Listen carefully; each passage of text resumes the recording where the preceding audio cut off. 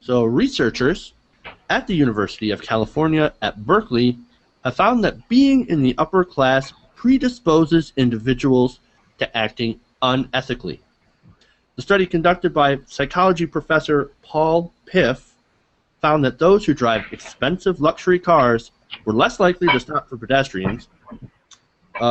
People with more money were more likely to take candy from children and more likely to cheat in a game with a $50 cash prize.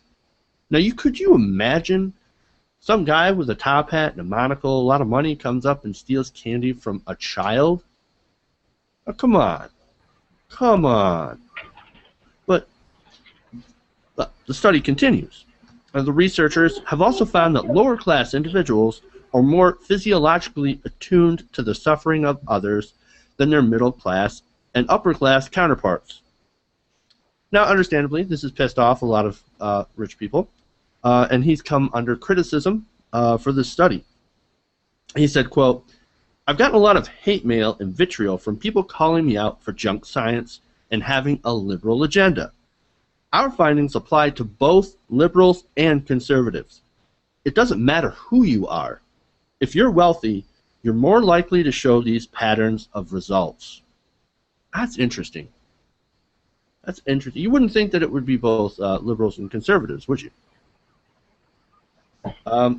So what this professor did is that he manipulated the rules of a game of Monopoly to show even lower class people, to show that even lower class people began to take on the traits of the wealthy when provided with unfairly favorable circumstances. Those given an unfair advantage surprisingly believe that they deserve to win the game. Now that sounds a lot like our current crop of conservatives. They attributed their successes to their own individual skills and talents rather than their highly favorable circumstances. A higher class person put in an unfavorable position, on the other hand, began to take on the traits of the poor.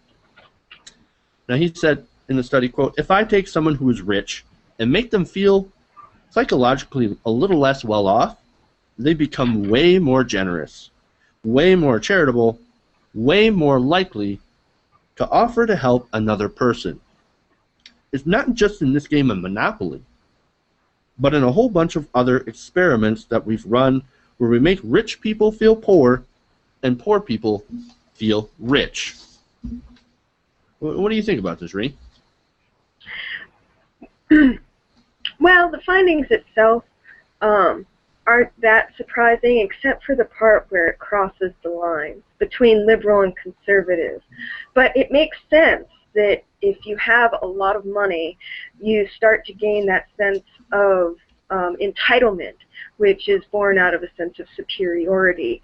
And I see it in people who aren't even that wealthy. Like, I was having a conversation recently with someone who used to be a friend who now makes a pretty good living at what he does.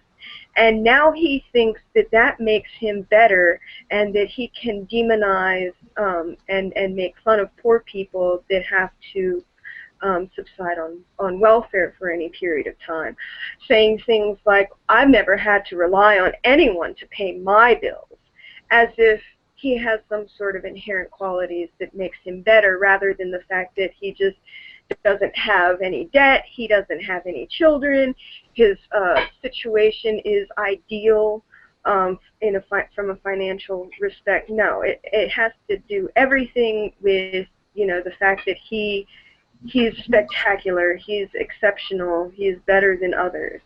This kind of brings me back to the presidential campaign in 2012. Do you remember "you didn't build that" comment that was all over Fox News?